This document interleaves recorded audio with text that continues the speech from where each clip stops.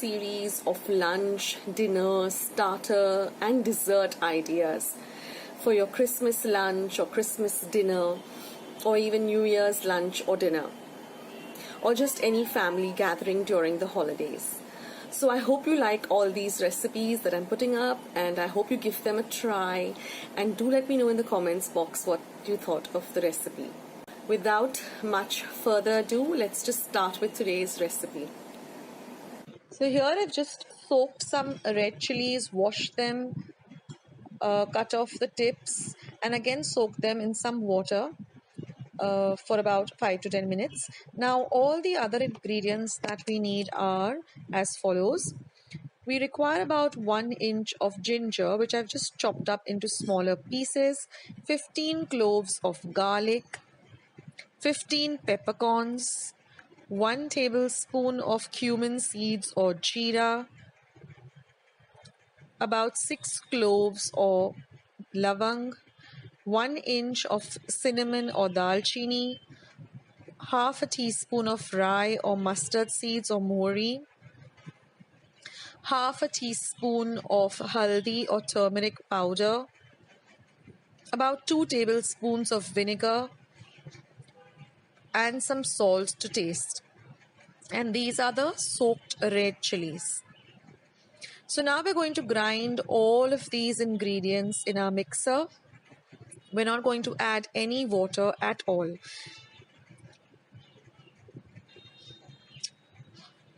And we are going to grind it to a very, very fine paste. You can transfer the paste to a bowl and reserve the water for using later. Now we're just going to put this paste onto 400 grams of meat. Now I am using chicken. You can use mutton or you can use pork, and you can keep this aside for 12 hours. It has to be marinated for at least 12 hours. Now after 12 hours, we're going to heat about 4 tablespoons of oil in a pan, and I'm going to fry 4 medium-sized onions till they're nice and golden brown in color. Now I'm going to add the marinated meat along with all of this lovely masala. We're going to fry this extremely well. I'm just going to add 1 slit light green chili, and now I'm going to add the reserve water that we had set aside yesterday or 12 hours before, and we're going to mix everything together. Now you can give this a little taste just to see if you want to adjust the salt or the vinegar, and then I'm going to add about 1.5 cup of hot water, and then we're going to let this simmer for at least 15 to 20 minutes, and there our vindaloo is all ready. I like to have it with some soft pao or some goan rice.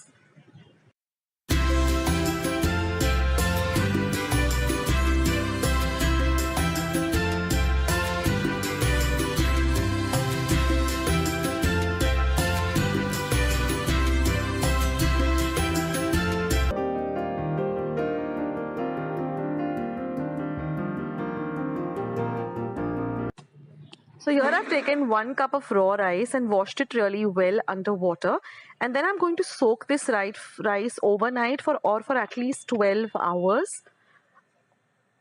This is very important that you soak the rice. Now after 12 hours, we are going to drain all the water from the rice, and then I'm going to put this into my mixer or blender pot. Now to that, I'm going to be adding 1 cup of freshly grated coconut, 2 teaspoons of sugar, and salt to taste.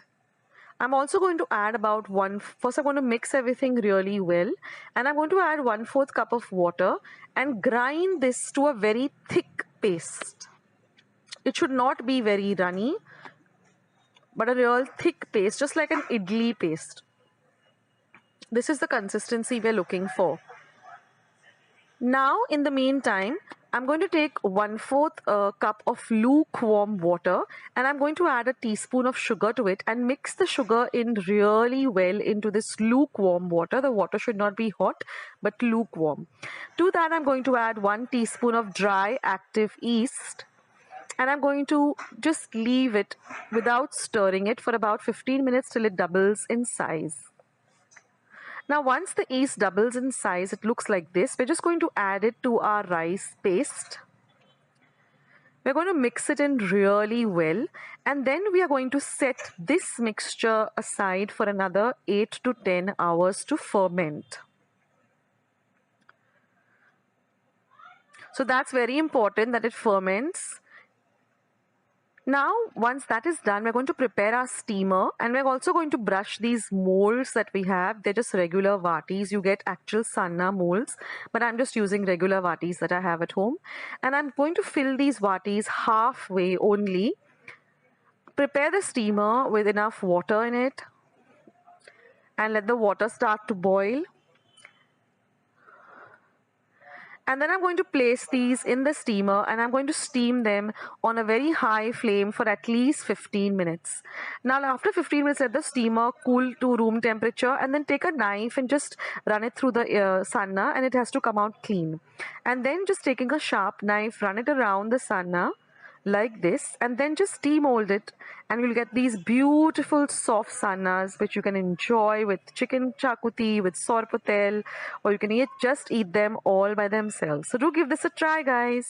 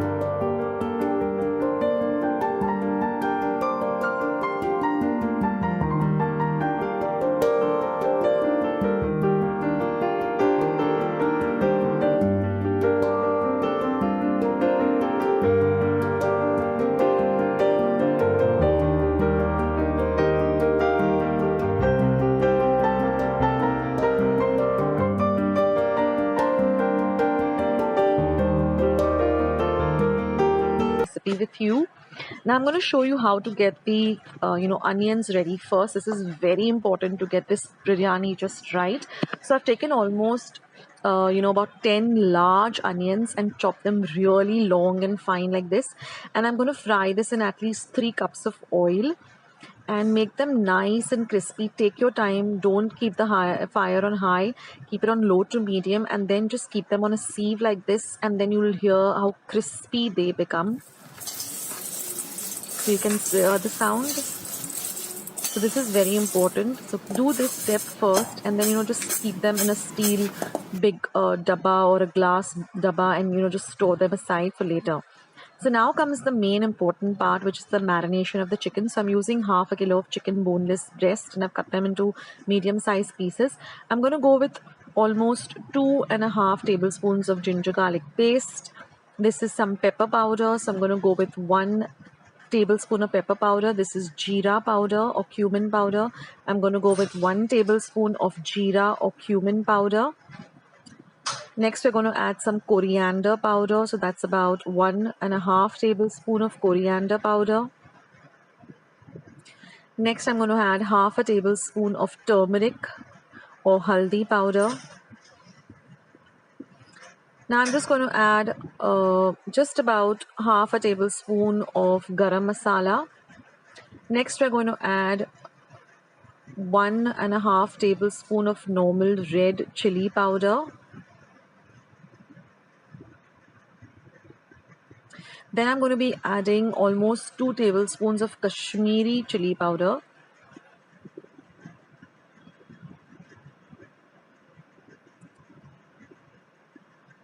Next, I'm going to add a few, a little bit of kasuri methi, say about a teaspoon of kasuri methi. Then I'm going to add about almost half a cup of thick dahi. This is homemade dahi. So I'll leave a recipe of how you can make your curd or dahi at home. Next, I'm going to add some lemon juice. So say roughly about 2 to 3 tablespoons of lemon juice.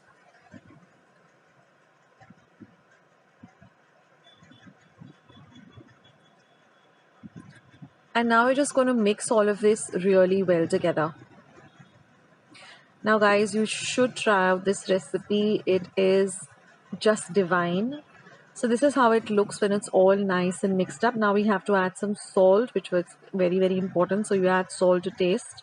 So I would go with roughly about maybe 1 big tablespoon of salt. And now we're going to marinate the chicken for half an hour. And after half an hour, I'm just going to shallow fry these pieces of chicken till they're nice and crispy. So don't forget to marinate this for at least half an hour. You can keep it for even overnight. You can keep it for 2 to 3 hours, but minimum keep it for half an hour. And then just fry them till they're nice and crispy.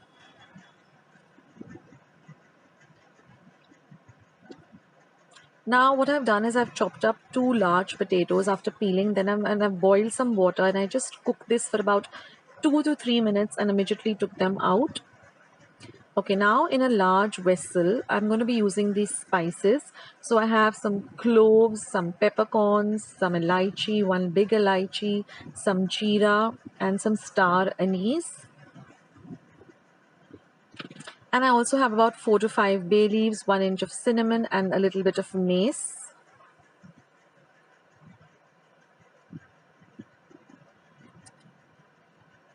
So now my oil is nice and hot. So I'm going to use at least about 4 to 5 tablespoons of oil. This biryani does require a lot of oil. And of course, I'm using the same oil in which I fried the onions. That's also very important. So once, fry the onions first and then, just retain the oil and use only that oil for the biryani. Now I'm going to add all of these whole spices.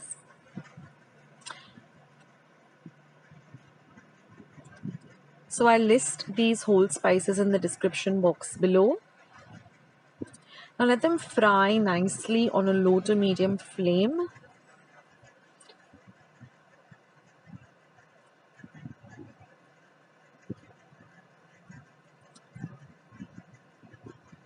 So now basically we are making the lovely chicken tikka gravy that goes with the biryani.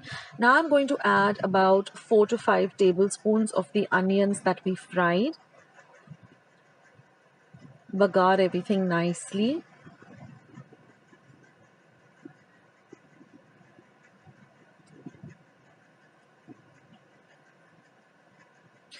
Now I'm going to add about 1.5 tablespoons of ginger garlic paste. Mix everything well. Next I'm going to add 3 tomatoes that I've chopped roughly. Fry the tomatoes well.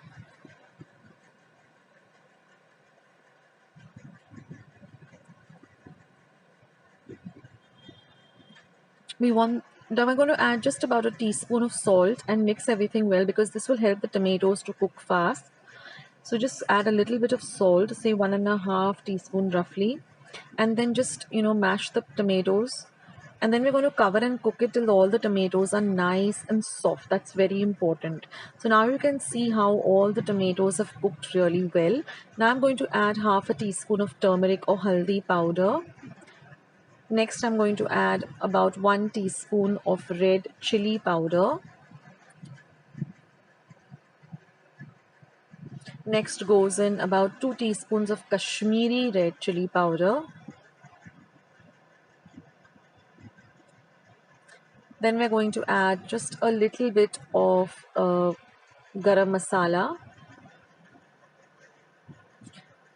Now I'm going to add a little bit of coriander powder, just a teaspoon of garam masala and coriander powder. Now I'm just going to add a little bit of cumin powder, say half a teaspoon. Mix all these spices well together.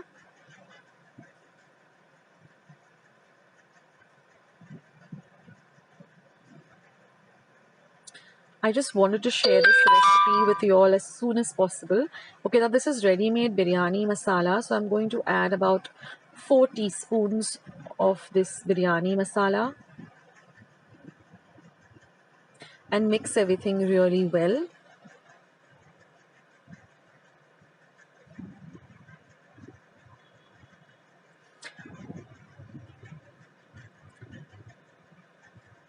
Now I'm going to add a little bit of curd.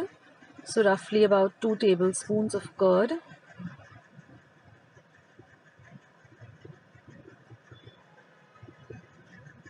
Mix everything really well together. Don't worry, I'll list all the ingredients down in the description box. Mix all of this nicely together. You can adjust the biryani masala as per your liking. You can add less or you can add more. Now again, I'm going to add about a 1/4 cup of these fried onions. Just crush them like this and add them.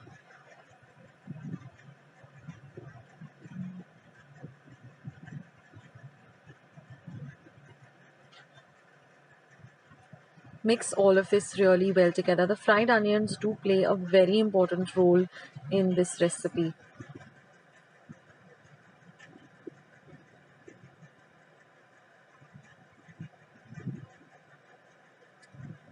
Now I'm just going to crush some pudina leaves, say about roughly 4 tablespoons. Again, same with the coriander. I've just chopped some coriander, add that, say about 1/2 cup of coriander.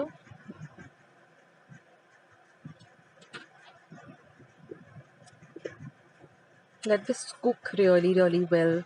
This is, the base of the biryani. Now again, I'm going to add about 2 tablespoons of lemon juice. So even if you plan to make a veg biryani, this is the gravy, then you can always add, your veggies into this instead of the chicken and continue making a veg biryani. And I'm going to add a little bit of water, so say about 1/4 cup of water. Mix everything really well.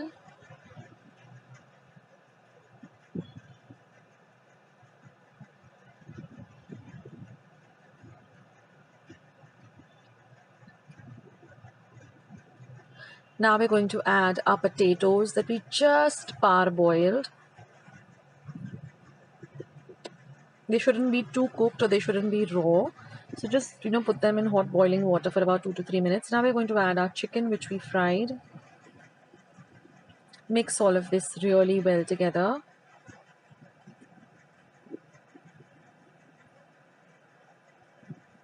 Doesn't it look delicious already?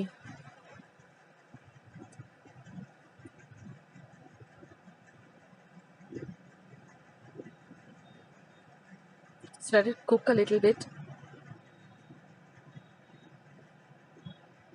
for about 2 to 3 minutes till everything comes together really well. And that's it, our gravy is ready. Now let's move on to the rice. So here I've kept some water for boiling, say about almost 5 to 6 cups.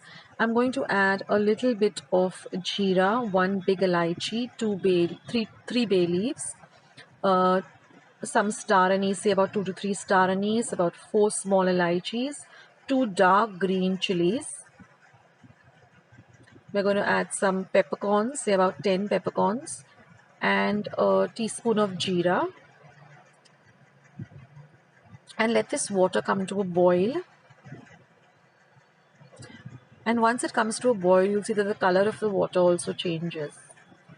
And now I'm going to be using 1/2 kilo of basmati rice, which I've washed and soaked for about half an hour. And now I'm going to add that to my boiling water. You need a lot of rice for this. So 1/2 kilo of basmati rice, and use basmati only. Add all of the rice. And we're just going to cook it till it's just done. So the rice should not become too soft. It should be just parboiled. So keep checking on the rice, and then it's a little bit just ready. We're going to add a little bit of salt. Now we're going to drain this water out. So, the salt content again will go away. So 2 teaspoons of salt. Mix everything well and let the rice cook. Now in the meantime, I'm just preparing my colander. So I've just taken a vessel and a big colander like this, or a sieve. And now I'm just going to drain my rice into this colander. Now you can take out all the whole spices except the jeera and the peppercorns. You can take out all the bay leaves and the big elaichi, the small elaichi, and you can see that the rice is just perfect. It's not too soft. And I've taken out all the other things like the green chilies, the elaichi, the star anise. I've only kept the pepper and the jeera. So now it's time to make biryani. So now I'm going to first add some 4 tablespoons of ghee. Then I'm going to layer the rice. Then I'm going to put about 4 to 5 tablespoons of the gravy like this. Then on top of that, I'm going to add some coriander and some putina, as well as some fried onions.